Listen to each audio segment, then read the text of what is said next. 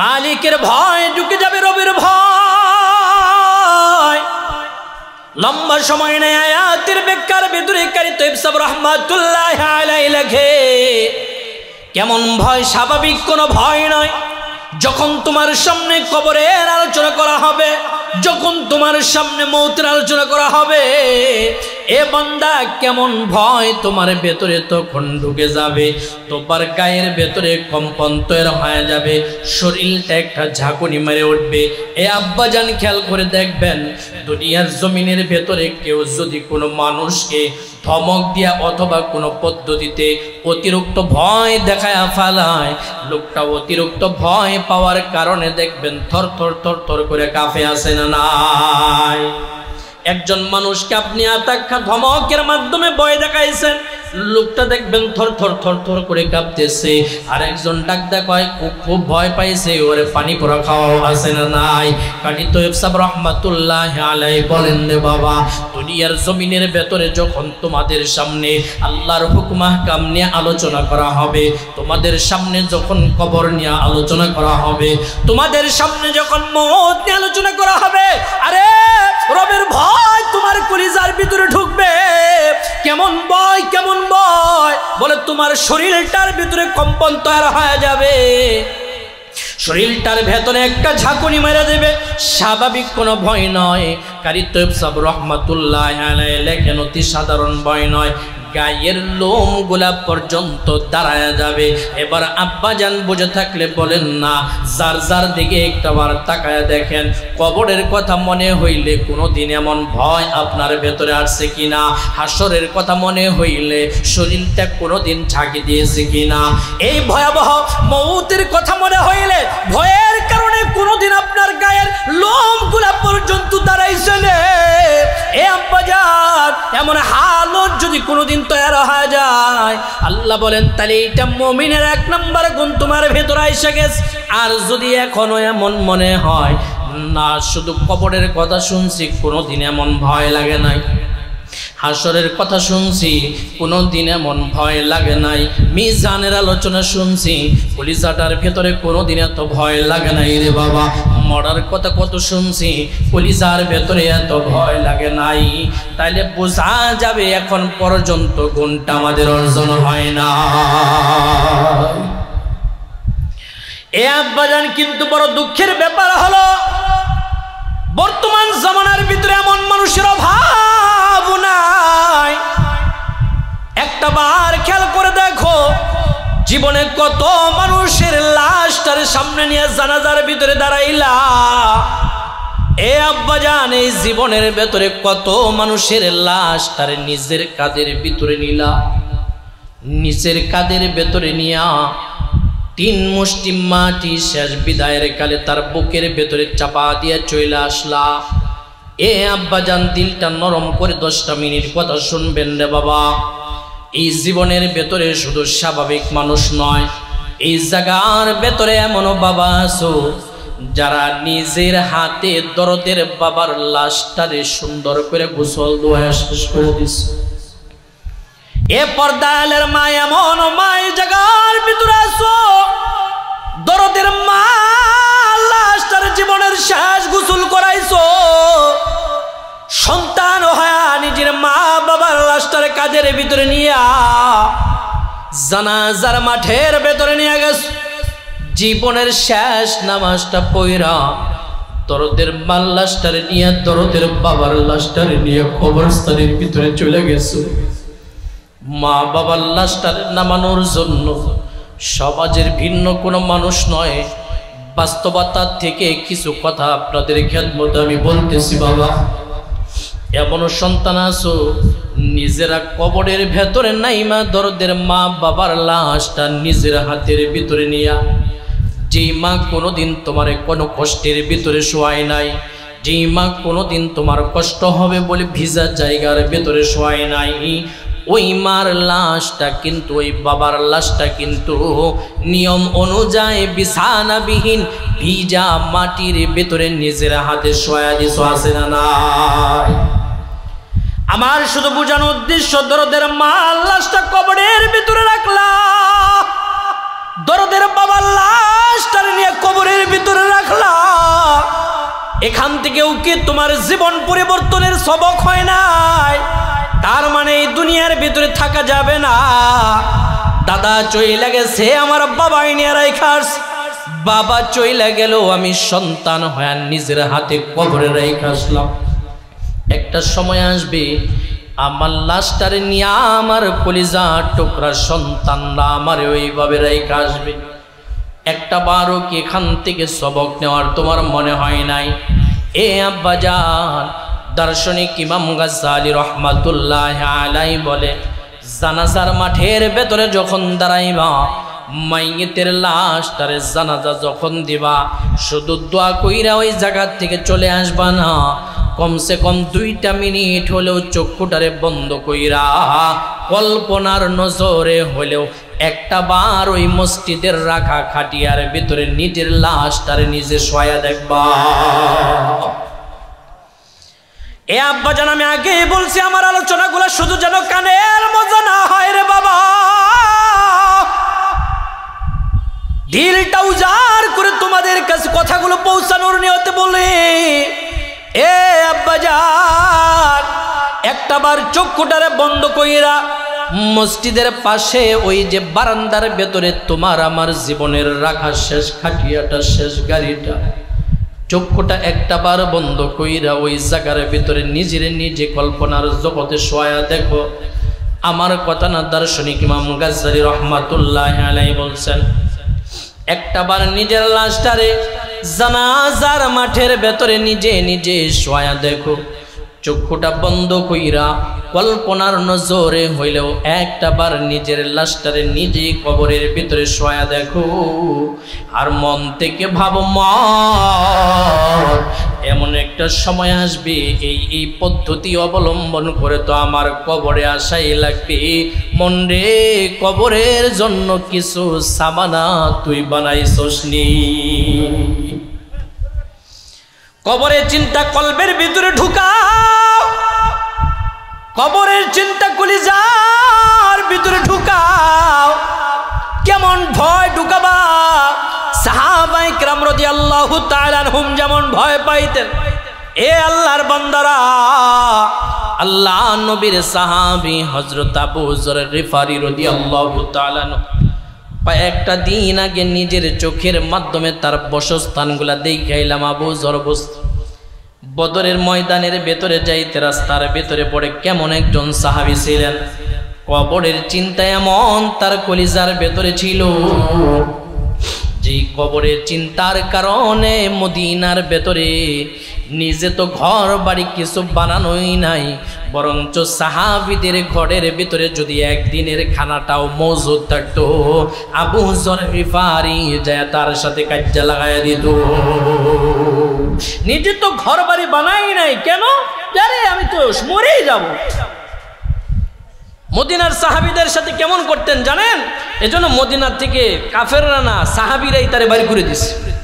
মদিনার থেকে সাহাবীরাই তারে বের করে দিয়েছিল। সে বহু দূরে যায় একটা বস্তি বানায়া সেই জায়গার ভিতরে থাকতো।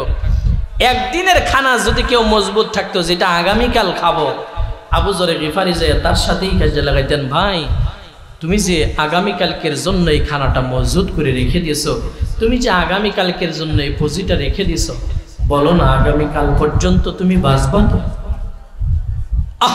কি জিন্দেগি ছিল, আগামীকাল পর্যন্ত তুমি বাঁচবা তো? এ সিরাজগঞ্জের বাপ আমার, ও সিরাজগঞ্জের নওজোয়ান যুবক ভাই আমার, কলিজা টুকরা ভাই, এই যে আমরা আগামী এই যে এত চিন্তা, এই যে এত পরিকল্পনা, একটা মানুষ বুকে হাত দা বলেন না, আমার এই রেখে যাওয়া সম্পদ, আমার এই জমায়েতকৃত সম্পদ আমি ভোগ করতে পারবো তো? আমার সন্তান ভোগ করতে পারবো তো? এই যে আমার বলতেছি, এগুলো কি আসলে আমার, আমি পাবো তো?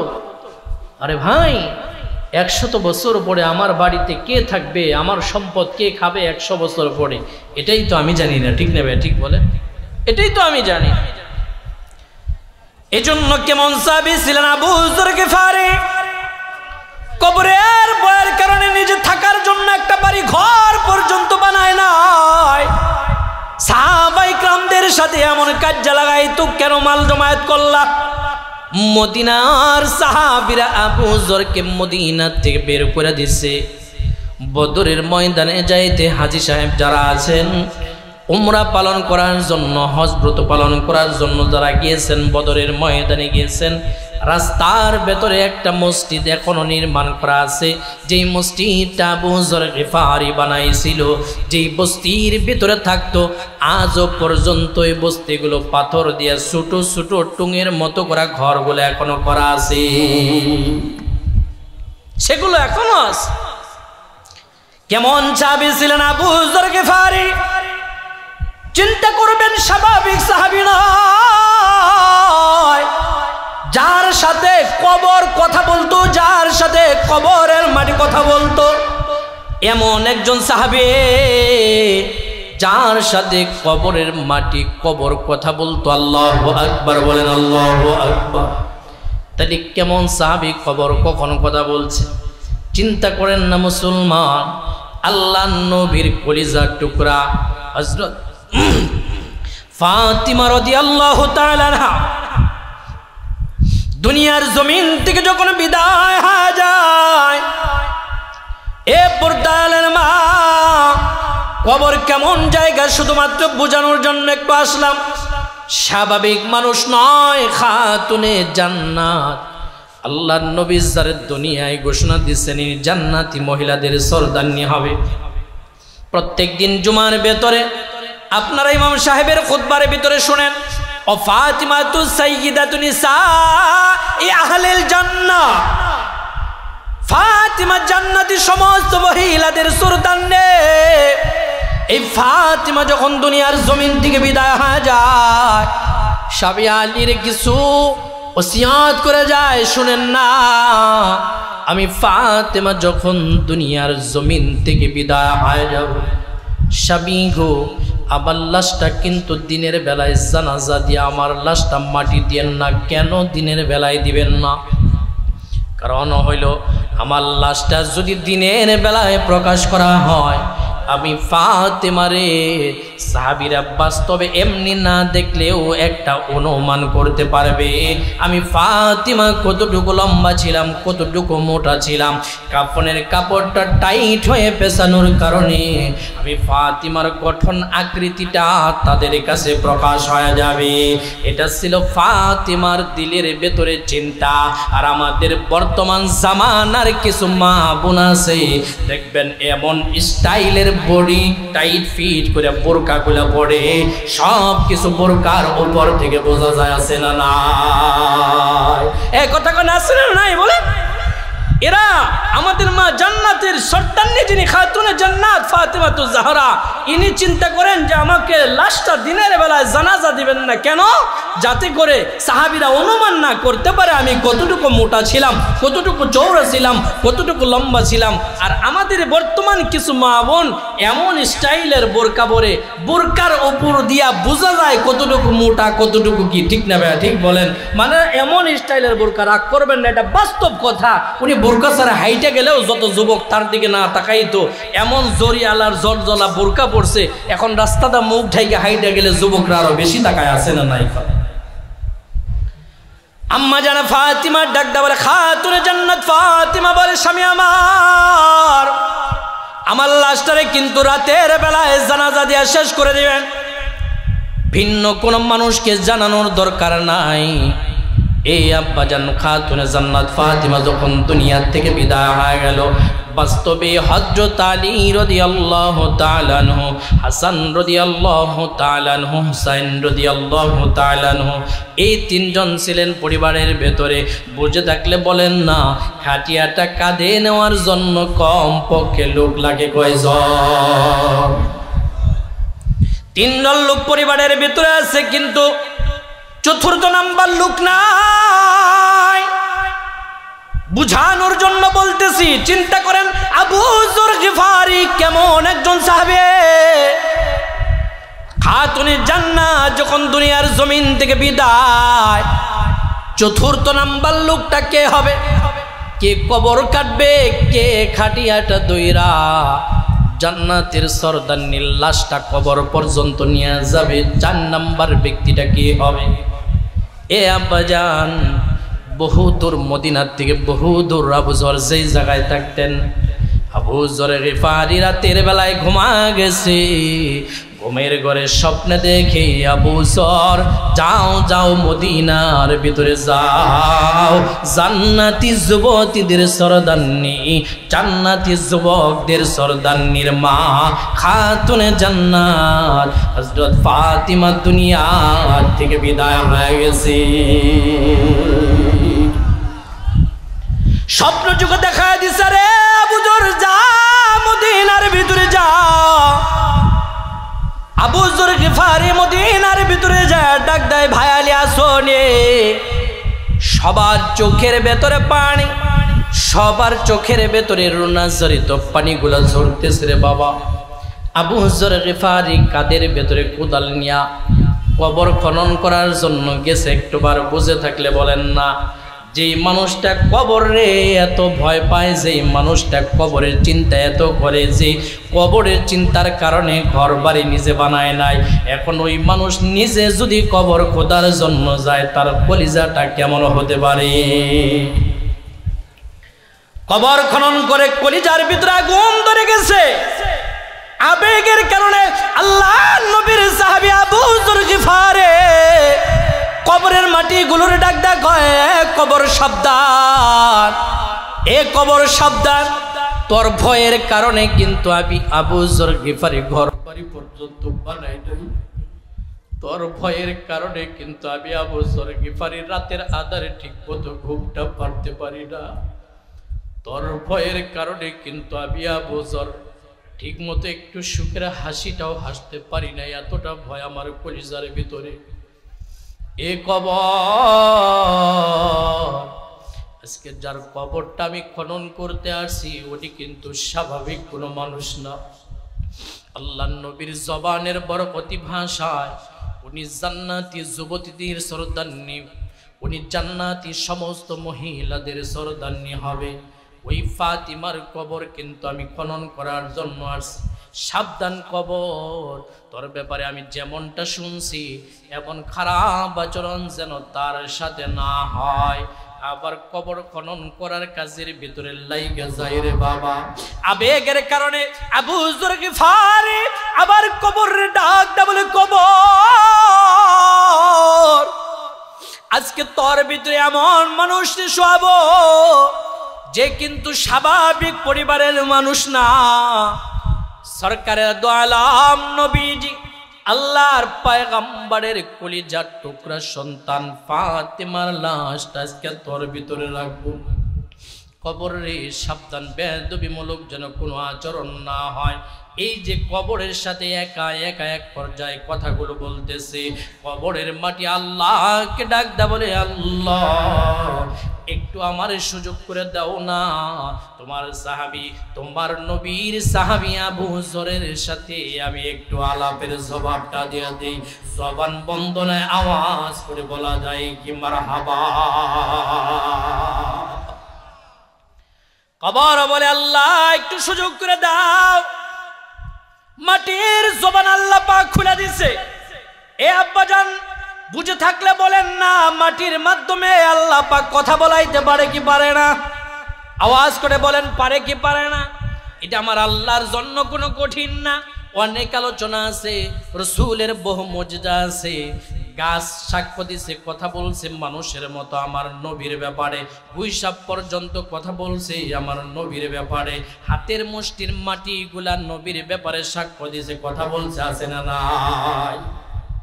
আল্লাহ কবরের মাটির জবান খুলে দিছে, ডাকটা বলে, আবু যর কোন জায়গার ভিতরে আইসা কার পরিচয় দাও? কবরের ভেতরে আইসা কার পরিচয় দাও? কার মেয়ের রাখলা, কার মার রাখলা, এটা আমার কাছে আইসা পরিচয় দাও। আবু যর রে, আমি এমন একটা জায়গা, এমন একটা ঘর, এমন একটা বাড়ি, আমি এমন একটা জায়গা, এমন একটা ঘর, এমন একটা বাড়ি, এই জায়গার ভেতরে আইসা কে কার মা, কে কার বাবা, কে কার সন্তান, কোনো পরিচয় চলবে না। এ আব্বাজান পায়ের ভেতরে হাত দা বলি, কয়দিন আর দুনিয়ার ভেতরে বাঁচবা, কয়দিন আর দুনিয়ার ভেতরে থাকবা? নজওয়ান যুবক ভাই আমার, পায়ের ভিতরে হাত দা বলি কয়দিন আর বাহাদুরি কয়দিন আর এমন ক্ষমতা। কবর ডাকদা বলে কার ভিতরে আইসা কার পরিচয় দাও আমার কাছে, কে আল্লাহর নবীর মেয়ে, কে জান্নাতি সরদান্নে, কে হাসান হুসাইনের মা। এই পরিচয়টা আমার কাছে চলবে না, চলবে না। এ আবু যর, একটা জিনিসকে আমি খুব ভালো করে চিনি, খুব ভালো করে জানি। আমার কাছে যদি কেউ একটু মুক্তি পাইতে চাও, একটু শান্তিতে থাকতে চাও, একটু আরামের ভেতরে থাকতে চাও, তাহলে আমি পরিচয়টা দিয়ে দিলাম, সেটা আমার কাছে নিয়ে আসবা।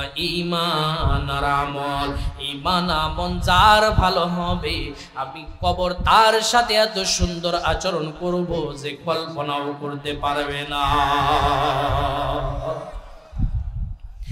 এজন্যই আল্লাহ বলছেন আল্লাযী খালাকাল মাউতা ওয়াল হায়াতা লিয়াবলুয়াকুম আইয়ুকুম আহসানু আমালা। আল্লাহ তাআলা আপনারা আমার দুনিয়ার জমিনের ভিতরে পাঠানো।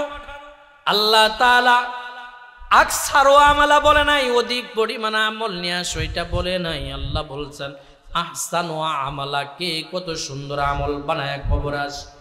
এ আব্বা জান, তাহলে বুঝে থাকলে বলেন না, কবরের ভিতরে যদি আমরা যাইতে চাই, কবরে যাওয়ার পরে বানানো যাবে না দুনিয়ার থেকে বানানো লাগবে? কথা কয় না, কোন জায়গা থেকে বানানো লাগবে? এই জন্য কবর যদি শান্তির জায়গা বানাইতে চাও, কবর যদি আরামের ঘর বানাইতে চাও, মসজিদ মাদ্রাসার পক্ষে থাকা লাগবে না বিপক্ষে যাওয়া যাবে? এজন্য আব্বা জান, মাদ্রাসার পক্ষে আমরা আসি না নাই? জবান খুলে বলেন আসি না নাই? কোরআনের পক্ষে আমরা আসি না নাই? কে কে আসি? দুইটা হাত তুলে একটু দেখায় আল্লাহু আকবার, আল্লাহু আকবার। আসি না নাই বলেন? মসজিদ মাদ্রাসার পক্ষে আসি তো ইনশাআল্লাহ, আমরা কোরআনের পক্ষে আসি তো ইনশাআল্লাহ, হযরত উলামা ইকরামের পক্ষে আসি তো ইনশাআল্লাহ। মাশাআল্লাহ, একটু লারা দেন, লারা দেন। দেখেন ময়দানটা পুরা ভরপুর হয়ে গেছে, কত সুন্দর লাগতেছে মাশাআল্লাহ। আল্লাহ যে হাতগুলা উঠছে, এই প্রত্যেকটা হাতকে তুমি জান্নাতি হাত হিসেবে কবুল করো, আল্লাহুম্মা আমিন। আল্লাহ এদের মধ্যে যাদের মা বাবা কবরে চলে গেছে, আল্লাহ আমি দোয়া করলাম এই সিরাজগঞ্জের প্রত্যেকটা মুসলমান এখানে যারা আছে, যাদের মা বাবা কবরে চলে গেছে, এই মুহূর্তে কবরগুলো জান্নাতের বাগান বানায় দান করুন, আমিন। আব্বা জানা হাত নামান। এই কবরের ভিতরে যাইতে গেলে আমল ঈমান এগুলো দুনিয়ার থেকে বানায় যাওয়া লাগবে, ঠিক না ভাই? ঠিক বলেন, দুনিয়ার থেকে বানায় যাওয়া লাগবে। আমরা কি করব? দুনিয়ার থেকে বেশি বেশি আমলে সলিহাত করব, নেক কাজ করব। নেক কাজের মাধ্যমে আল্লাহ কবরের জীবন শান্তি দিবে। আর সবচাইতে বেশি হলো দান সদকা আমরা বেশি বেশি করব।